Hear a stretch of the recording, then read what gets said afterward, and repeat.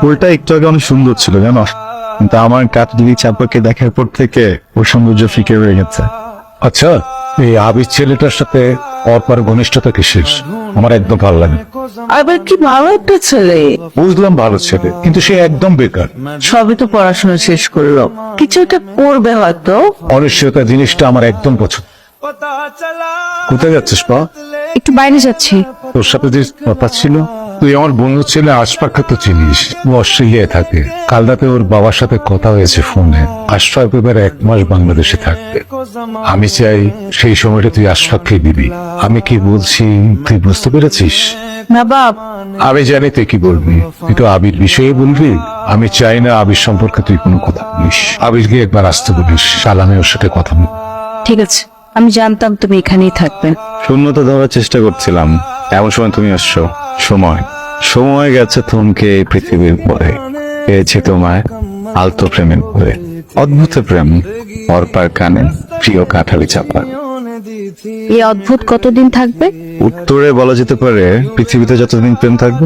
আমি বাবাকে তোমার কথা বলেছি, উনি তোমার সঙ্গে দেখা করতে চাচ্ছেন কালকে। কি ব্যাপারে?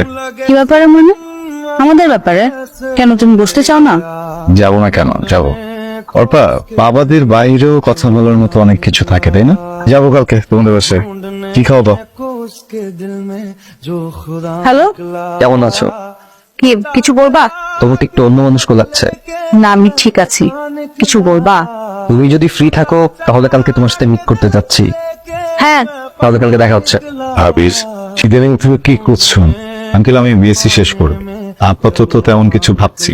চাকরি বাকরি করার ইচ্ছে নেই আমার। একটা আইটি কোম্পানির স্বপ্ন আছে, কিন্তু সেটা নিয়েও তারা বলেন। তোমাকে যে জন্য এখানে ডেকেছি সেটা শোনো। তোমার আর অর্পার সম্পর্কের বিষয়ে বাবা হিসেবে মেয়ের ভবিষ্যৎ বাবা তো স্বাভাবিক আমার, তাই না? জি, আমি তোমাকে যে কথা বলতে চাই সেটা হলো আগামী 6 মাসের মধ্যে নিজেকে একটা অবস্থানে নিয়ে দাঁড় করাও। বাপ হিসাবে তো আমি আমার মেয়েকে ধোঁয়াশার মধ্যে ফেলে দিতে পারি না। যদি কিছু মনে না করেন, একটা প্রশ্ন করি। হ্যাঁ করো। এটা কি আপনার শর্ত? অনেকটা ওরকমই।